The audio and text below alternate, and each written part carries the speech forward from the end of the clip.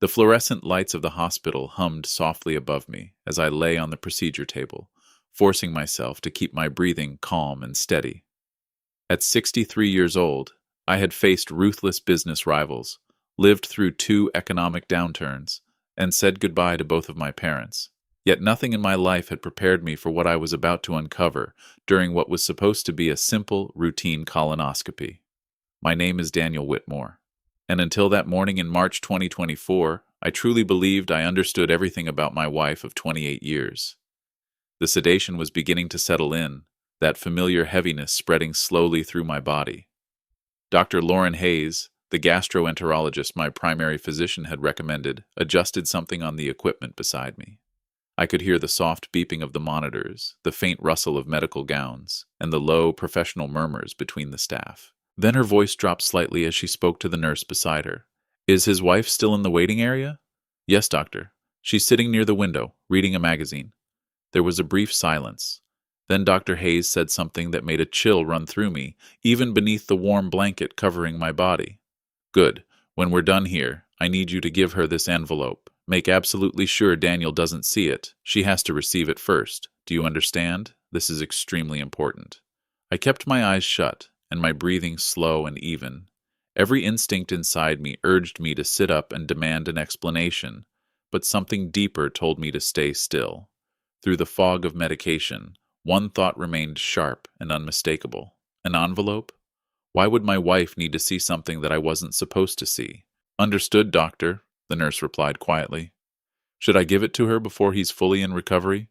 "Yes, as soon as he's stable but still under. Emily needs time to prepare." Emily, my wife, my partner for nearly 3 decades, the woman who had stood beside me through the collapse of my first company, through family losses, through raising our 2 sons. What could she possibly need to prepare for? The procedure continued, but I barely registered any of it. My mind raced, despite the sedation, running through possibilities, each more unsettling than the last. By the time Dr. Hayes finished and I was moved into the recovery room, I had already made a decision. I would pretend to stay groggy longer than necessary. I would wait, observe, and figure out what secret was being handled during my own medical procedure. In recovery, I kept my eyes mostly closed, breathing slowly and evenly. Through barely opened lashes, I noticed the nurse, young, probably around 30, with gentle eyes and a professional manner, check my vitals before quietly stepping out of the room. About 10 minutes later, she returned, glanced at me to make sure I still appeared asleep, and then I heard her footsteps fade down the hallway toward the waiting area. 15 minutes passed, then 20. Eventually, I heard Emily's voice in the corridor, thanking someone politely. Her footsteps approached my curtained bay, but they were slower than usual, almost hesitant. When she finally stepped inside, I could see through my half-closed eyes that she was holding something, a letter-sized manila envelope, unsealed. Her hands were trembling. I had seen Emily deal with lawyers, stubborn contractors during home renovations, and even our son's rebellious teenage years, with unwavering composure. I had never seen her hands shake like that. She pulled the visitor's chair closer to my bedside and sat down heavily. For a long moment, she simply stared at the envelope. Then, with movements that seemed almost mechanical, she reached inside and pulled out what looked like a photograph. The small, choked gasp that escaped her lips sent a surge of adrenaline through my sedated body. I wanted to open my eyes and demand answers right then, but I forced myself to remain still, waiting to see what she would do next. "Oh my God," she whispered under her breath. "Lauren actually kept these all these years." Lauren, Dr. Hayes, they knew each other. Silent tears began sliding down Emily's cheeks as she stared at the photograph. She reached back into the envelope and pulled out several folded documents. As she opened them, I noticed they were old, slightly yellowed with age. From my limited angle, I could just make out what appeared to be the header of a marriage certificate. My heart started pounding so loudly, I was afraid the monitors might expose me. Emily stayed there for another 5 minutes, reading the documents carefully, occasionally wiping her eyes. Then she placed everything back into the envelope with great care, slipped it into her large purse, and straightened her posture. By the time the nurse returned to check on me, my wife's expression was calm, pleasant even. Only the faint redness around her eyes suggested anything had been wrong. "How is he doing?" Emily asked, her voice steady. He's coming around well, the nurse replied. He should be fully alert in about 20 minutes. Good, Emily said, and there was a tone in her voice I had never heard before, a measured, almost calculated coolness. I'll step out to make a quick phone call before he wakes up. Please let him know I'll be right back. After she left, I slowly allowed my eyes to open completely. The nurse gave me a reassuring smile. Welcome back, Mr. Whitmore. How are you feeling? Groggy, I muttered, which wasn't entirely untrue. Your wife will be back shortly, she said. She just stepped out to make a call. Let me bring you some water. The moment she exited the room, I carefully sat up, pushing through the lingering effects of the sedation. My thoughts felt sharper now, shaped by shock and a growing sense of unease. A marriage certificate. Dr. Lauren Hayes. A name Emily had never mentioned in 28 years. An envelope deliberately kept from me. None of it made sense yet, but one thing was absolutely certain. I was going to find out what was inside that envelope, and I was going to uncover what my wife had been hiding all these years. When Emily returned, I was sitting up, sipping water, looking convincingly post-procedure and slightly dazed. She kissed my forehead, asked how I felt, and casually talked about the weather and the traffic on the way to the hospital. She played her role flawlessly. If I hadn't seen her reaction to that envelope with my own eyes, I would never have suspected that anything was wrong. Dr. Hayes said everything looks good, Emily told me as we waited for my discharge paperwork.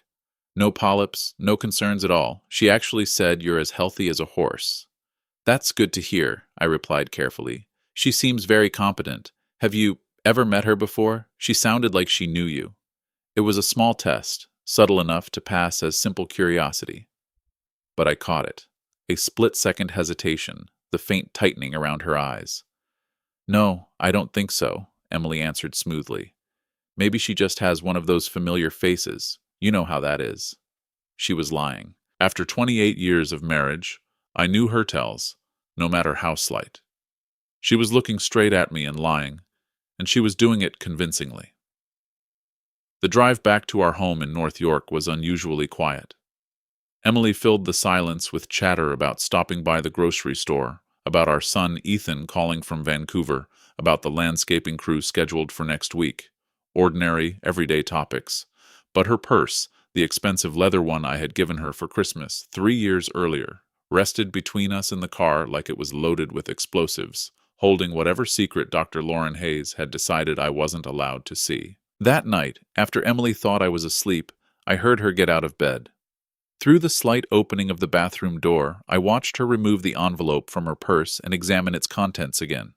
The way she held that photograph in both hands, as if it were something both precious and devastating, told me this wasn't about medicine. This was personal, and it was old. The following morning, I called my attorney. Gregory Walsh had handled my business matters for over 15 years. He was discreet, methodical, and never pried unnecessarily. When I told him I needed a private investigator to quietly look into my wife's background, he provided a name immediately. Daniel, he said cautiously, are you certain about this? Sometimes it's better not to dig into the past. I'm certain, I replied. During my procedure yesterday, someone handed my wife an envelope she wasn't supposed to let me see. Whatever's inside it, I need to know what my own wife is hiding. The investigator, a former federal officer named Melissa Grant, met me 2 days later at a coffee shop near my downtown office. I gave her everything I had. Emily's full name, Emily Catherine Whitmore, maiden name Parker, her date of birth, her hometown of Duluth, Minnesota, and the name Lauren Hayes. Find out if they knew each other, I told Melissa. Find out why a doctor would have documents she felt my wife needed to receive in secret. Find out what Emily has been hiding for 28 years. Melissa studied me for a moment, something close to sympathy in her expression. In my experience, when medical professionals are involved in exposing old secrets, it usually means those secrets are close to surfacing anyway. Someone may be giving your wife the opportunity to control how the story comes out.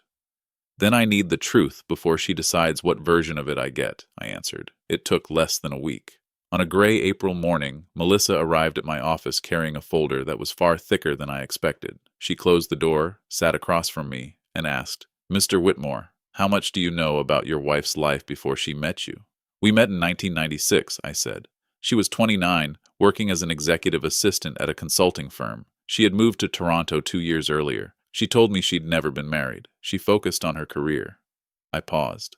That's what she told me. Melissa opened the folder. Emily Catherine Parker married Dr. Lauren Hayes in Boston, Massachusetts, in June 1994. At the time, Dr. Hayes was completing her residency at a major teaching hospital in the city. The marriage lasted approximately 14 months. The divorce was finalized in August 1995. The room seemed to shift slightly beneath me. That's not possible. We met in 1996. She told me she had never been married.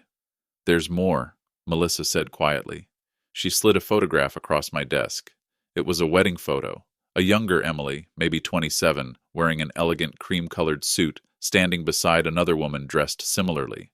They were holding hands, smiling directly at the camera. Radiant. The woman beside her was unmistakably a younger version of Dr. Lauren Hayes. My wife had been married before she met me.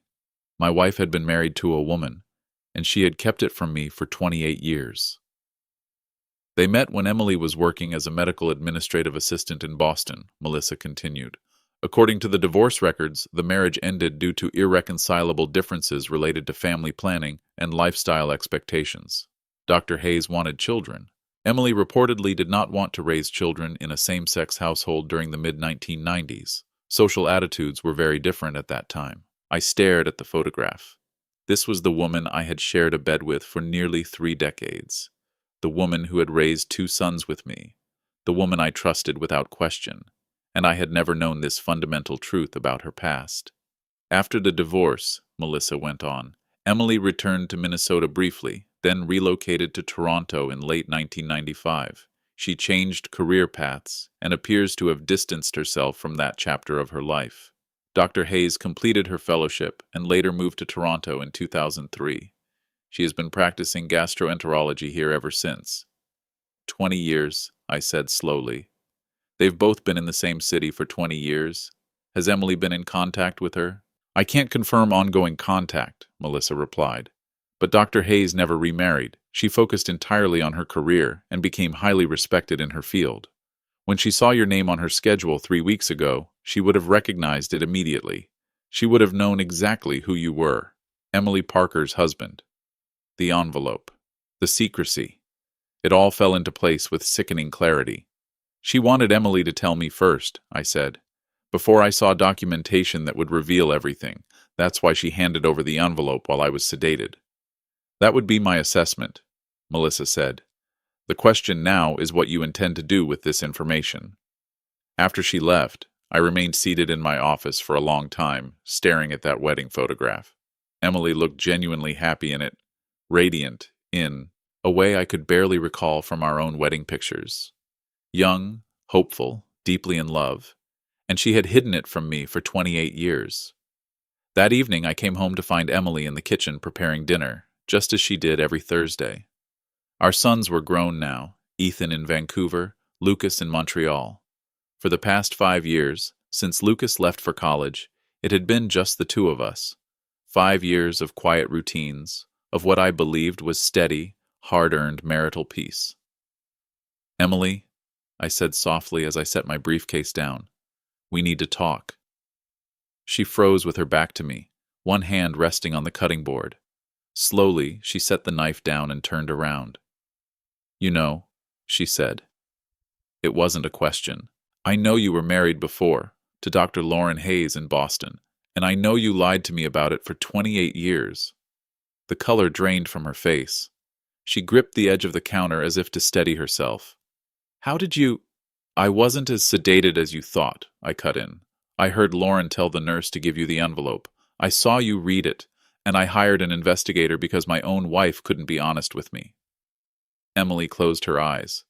When she opened them again, they were filled with tears. Daniel, please, let me explain. Explain what? I demanded. Explain how you lied about never being married. Explain how you erased a fundamental part of your life. Explain how you let me believe I truly knew you when clearly I didn't? My voice was rising now. Years of trust were splintering right in front of me. What else have you lied about, Emily? Our entire marriage? Our sons? Don't you dare! She snapped suddenly, her voice sharp in a way I had never heard before. Don't you dare question our sons. They are yours, biologically, completely, unquestionably yours. I have never betrayed you in that way. Just in every other way, I shot back. She flinched as if the words had physically struck her. Then she slowly pulled out a chair and sank into it at the kitchen table. You're right, she said quietly. You have every right to be angry. But please, Daniel, let me tell you everything. You deserve the full story. I sat across from her, my heart pounding with a volatile mix of anger, grief, and an uncomfortable curiosity I couldn't suppress. Emily took a shaky breath. I met Lauren in 1993 in Boston. I was working in the administrative office at the hospital where she was a resident. We fell in love quickly, intensely, the way you do when you're young and you finally meet someone who truly understands you. We got married the summer after she finished her residency. She absent-mindedly twisted her wedding ring, my ring, around her finger as she spoke.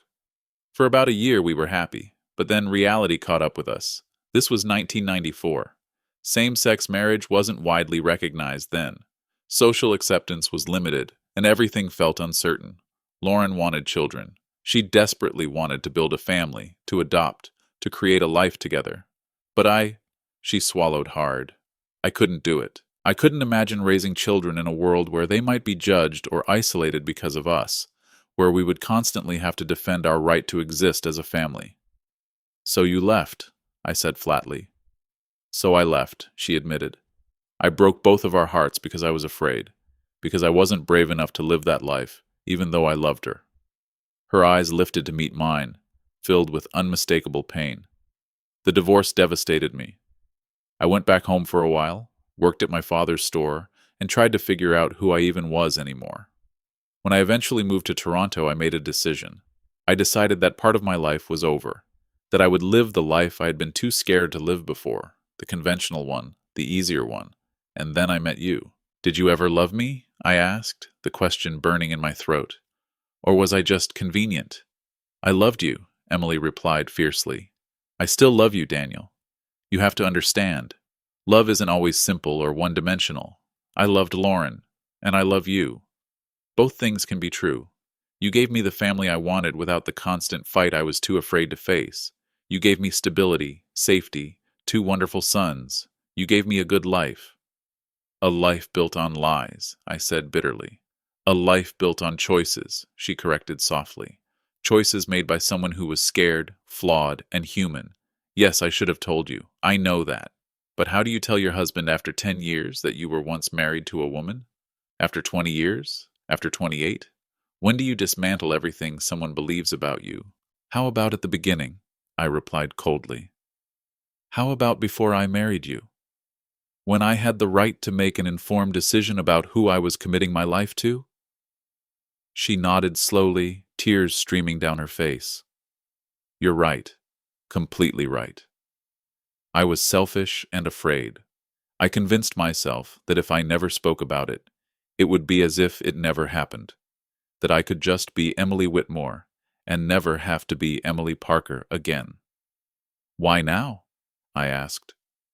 Why did Lauren give you that envelope after all these years? Emily pulled a tissue from her pocket and wiped her eyes. Because she's dying, she whispered. Daniel, she has stage 4 pancreatic cancer. The doctors have given her maybe 6 months. She wanted to give me the chance to tell you myself before you found out some other way. Before an obituary, or some public record, or anything that would raise questions from you or the boys. She was trying to protect me one last time, even after everything I did to her. The anger burning inside my chest flickered slightly. It didn't disappear, not even close, but it became more complicated, tangled with the image of a terminally ill woman still trying to spare her former spouse pain decades after their separation. She must have really loved you, I said quietly. She did, Emily whispered, and I broke her heart. Then I built a new life and, in the process, broke yours too. I seemed to be very good at destroying the people who love me. We sat in silence for a long moment as the evening light faded and shadows slowly filled the kitchen. 28 years of marriage had been reduced to a single moment of brutal honesty. Finally, I spoke. I need time. I need time to process all of this, to figure out whether I can trust you again. and whether anything between us can actually be rebuilt. I understand, Emily said softly. Take whatever time you need. I'm going to stay at the downtown condo for a while, I told her. It was a small investment property near the financial district that I usually reserved for business guests. I'll contact you when I'm ready to talk more. She nodded without protest. Daniel, for what it's worth, I am truly, deeply sorry. You deserved honesty. You deserved the truth. I stood up and walked out of the house we had shared for 23 years, leaving my wife sitting at the kitchen table in tears. As I drove toward downtown, my phone rang. It was Ethan, our oldest son, calling from Vancouver. Hey, Dad, he said cheerfully. Just checking in. How did the colonoscopy go? I almost laughed at the absurdity of the question. It was revealing, I replied. Very revealing. Over the next few weeks, I told both of our sons what I had discovered. Their reactions couldn't have been more different. Lucas, our younger son at 24, was thoughtful when I told him over coffee in Montreal. I mean, yeah, it's surprising, he said, but Mom is still Mom. This doesn't erase who she's always been to us. She's still the one who woke up at 6 in the morning to drive me to practice. She's still the person who helped me through my first heartbreak. She just has a more complicated past than we realized. Ethan, older and more skeptical at 26, took it much harder. She lied to you for my entire life, Dad. To all of us. That's not just complicated. That's betrayal. How are you ever supposed to trust her again? I don't know, I admitted honestly. I truly don't know. What I didn't tell either of them was that I had already reached out to Dr. Lauren Hayes. It took me nearly 2 weeks to gather the courage, but eventually I called her office and asked if she would be willing to meet outside of a medical setting. To her credit, she agreed without hesitation. We met at a quiet cafe away from the hospital and away from any curious eyes. Lauren looked older than she had in the procedure room, thinner, with the unmistakable signs of ongoing chemotherapy, but her eyes were still sharp and kind when she greeted me. Mr. Whitmore, she said, shaking my hand gently, thank you for agreeing to meet. I think I should be the one thanking you, I replied as we sat down. You tried to give Emily the chance to tell me the truth herself. Lauren gave a faint, sad smile. I'm not sure my approach was ideal. From a professional standpoint, it was probably inappropriate. But when I saw your name on my schedule and realized she had never told you about our marriage, I couldn't let you discover it by accident. You deserved better than that, even if part of me is still hurt by how things ended between us. Are you? I asked quietly. Angry? She repeated thoughtfully, slowly stirring sugar into her coffee. I was, for many years. Devastated, actually, but time and terminal illness have a way of reshaping your perspective. Emily made the decision she believed. She needed for her life, even though it broke me back then. She wasn't ready to live openly in the mid-90s, and I couldn't pretend to be someone I wasn't. At our core, we were fundamentally incompatible. Staying together would have eventually made us both unhappy. You wanted children, I said carefully. Dr. Lauren's expression softened. Very much. I always did. But I never had them. My career came first, and after Emily, I never met anyone I truly wanted to build a family with. Meanwhile, she has 2 sons with you. In the end, she got the family she dreamed of, just not with me. There was no bitterness in her tone, only a quiet, wistful acceptance that made my chest tighten. Do you think she loves me? I asked, immediately feeling foolish for asking a dying woman to validate my own marriage. But Lauren didn't laugh. She looked at me with calm seriousness. I think Emily loves safety, stability, and the version of herself she gets to be when she's with you. Whether that is the same as romantic love is something only the 2 of you can truly answer. What I can say is this: she loved me deeply, completely, and she walked away because she was afraid of what that love would cost her. So yes, she is capable of loving you. The real question is whether she loves you for who you are or for what you represent. Her words lingered in my mind for days. What did I represent to Emily? A shield from her past? A safe identity? Or a genuine partner she had chosen with her whole heart? I found myself replaying our 28 years together, The way she stood by me through business failures and successes, the patience and care with which she raised our sons, the way she held my hand at my father's funeral, the way she laughed at my terrible jokes, the way she still kissed me goodbye every morning after all these years. Were those moments real? Or were they simply the performance of someone who had committed to a life that wasn't entirely authentic to herself? It took me 6 weeks before I finally returned home. 6 weeks in the sterile quiet of the investment condo, filled with therapy sessions, long conversations with my sons, and countless sleepless nights staring at the ceiling, questioning whether my entire adult life had been built on a misunderstanding. When I walked back into our North York house in late May, Emily was in the garden planting tomatoes. The weather had finally warmed enough for new plants. She looked up at the sound of the door, and I saw hope and fear flash across her face at the same time. "Can we talk?" I asked. We sat on the back deck, the spring sunlight resting gently on us, and I told her what I had decided. "I can't pretend this never happened," I said. "I can't just erase the fact that you hid the truth from me for 28 years. But I also can't pretend those 28 years meant nothing. We built a life together, Emily. We raised two good men. We experienced joy, grief, and everything in between. That was real, even if it was built on an incomplete truth." She nodded silently, letting me continue. "I want to try to rebuild trust. I want us to go to counseling together. I want honesty about who you truly are, even the parts that scare you. And I want us to figure out whether we can have a marriage based on complete truth or whether we eventually need to let each other go." "I'll do whatever it takes," Emily said quietly. "I promise you, Daniel, no more lies, no more hiding. Whatever you want to know, I will tell you." "All right," I replied. "Then let's start with this. Are you still attracted to women?" She inhaled deeply before answering. "Yes, I'm bisexual, even though I didn't have that language for myself 30 years ago. I'm attracted to both men and women. I chose to be with you, and I have never cheated on you. Not once. Not even emotionally. But that part of who I am didn't just disappear when I got married." It hurt to hear, but it was honest. "Thank you for telling me," I said. We talked for hours that day. She answered every question, no matter how uncomfortable. She told me about her first relationship in college, about her struggle to understand herself, about the intensity of falling in love with Lauren, and the fear that pushed her to choose security over authenticity. "Do you regret it?" I asked eventually. "The choice you made?" She took a long time before replying. "I regret lying to you. I regret not being brave enough to live my truth. But I don't regret my sons, and I don't regret the good parts of our marriage. I just wish I could have had all of it. The honesty, the family, and the love. I wish I had been braver." "It's not too late," I told her. "We can be honest now. We can decide what our marriage looks like with everything out in the open." That conversation happened 4 months ago. I won't pretend it has been easy. Counseling has been painful, necessary, and deeply revealing. I've learned things about my wife I never knew, her struggles with identity, her fears, the dreams she quietly buried. And she has learned things about me as well.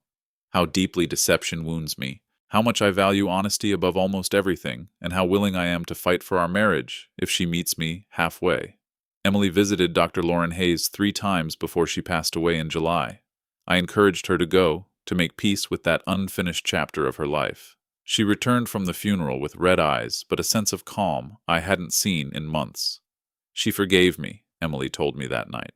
At the end, she said she forgave me for leaving. She said she hoped I had found happiness. And she told me she was glad I had you, that you seemed like a good man. I thought about Dr. Lauren Hayes, a woman I had met only once, someone who loved my wife long before I ever did, and who still tried to protect her even while facing death. "She was right to love you," I said softly. "You are worth loving, Emily, with all your flaws, your fears, and your secrets. We are still rebuilding. Trust doesn't return overnight. There are days when I look at Emily and wonder what else I might not know. But there are also days when I see her not just as my wife of 28 years, but as a complex, imperfect human being who made difficult choices in a very different time, a woman who is finally being honest with herself, and with me, about who she truly is. Our sons have been supportive in their own ways. Lucas treats it as distant history, Surprising, but not something that changes his relationship with his mother. Ethan needed more time, more conversations, and more reassurance that the mother he knew was still the same person. But they both came home for Thanksgiving, and as we sat together around the table, it felt both familiar and entirely new at the same time. If I could go back and warn my younger self about what I would discover during that colonoscopy, would I do it? Honestly, I don't know. Part of me wishes I had never overheard those whispered instructions, never learned about the hidden marriage Emily kept buried for decades. Ignorance would certainly have been easier. But another part of me, the part that has spent the last 4 months truly talking to my wife, truly understanding her for the first time, is grateful for the painful truth. Because you cannot truly love someone you do not truly know. And only now am I beginning to know Emily.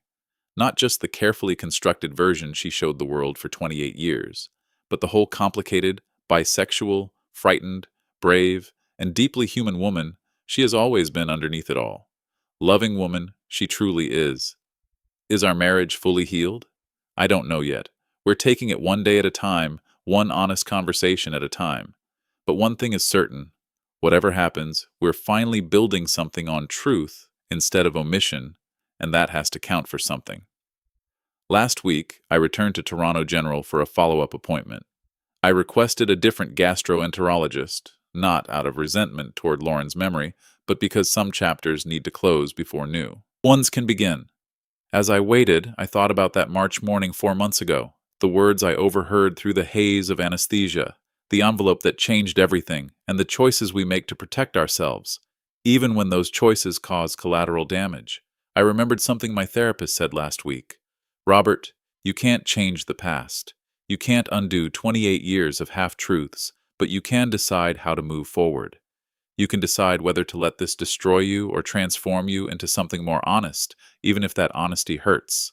I choose transformation. I choose difficult honesty over comfortable lies. I choose to know Emily completely, even if the truth sometimes stings. I choose to rebuild trust, brick by difficult brick, because walking away from 28 years without trying to salvage what was real would feel like wasting all the love we did share, no matter its imperfect foundations. Emily and I are planning a trip to Newfoundland next month, just the two of us. Neither of us has been there before. Somehow it feels fitting, exploring new territory together with no preconceptions, no hidden histories. Just two people in their 60s, trying to see if they can build something genuine from the rubble of revealed secrets. I don't know how this story ends. Maybe we make it.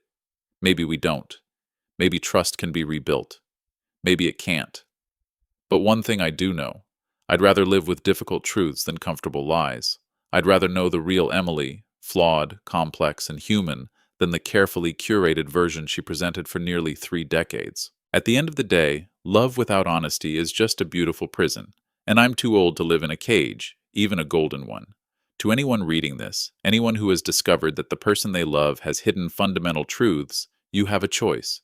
You can run from the pain, or you can walk through it towards something more real.